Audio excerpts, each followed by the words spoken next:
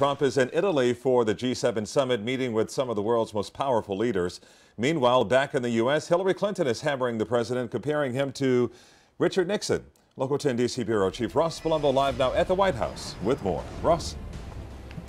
Well, Calvin, new developments tonight in, of all things, the Hillary Clinton email investigation. There is a report tonight that says former FBI Director James Comey had a fake document in his possession that he used in the case and that he never told anyone about.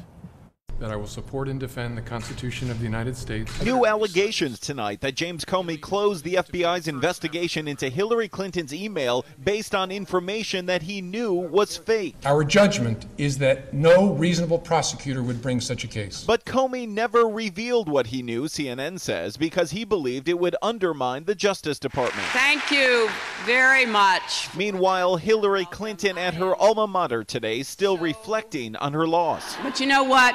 I'm doing okay. Clinton drew sharp parallels to her own past graduation while referencing the present. We were furious about the past presidential election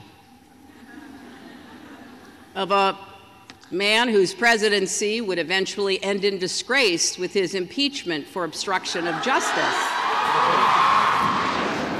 All of this as the president is now in Sicily, meeting with world leaders at the G7 summit, including Japan's Prime Minister Shinzo Abe. It's great to have Prime Minister Abe, a friend of mine. No comment today on son-in-law and top aide Jared Kushner, now a focus of the FBI Russia probe, the Washington Post says, because of the extent and nature of his interactions with the Russians. Kushner's communications with Russian officials was not listed on his security clearance paperwork. His lawyers say that it was an error and that he is willing to discuss it with Congress.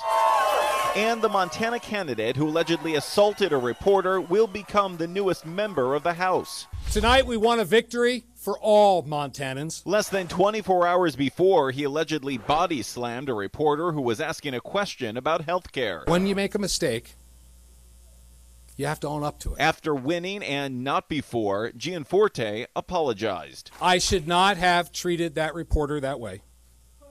And for that, I'm sorry, Mr. Ben Jacobs.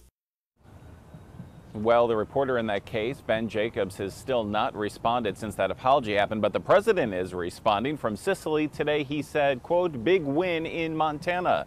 The president will be in Italy for one more day, then I'll be coming right back here to Washington.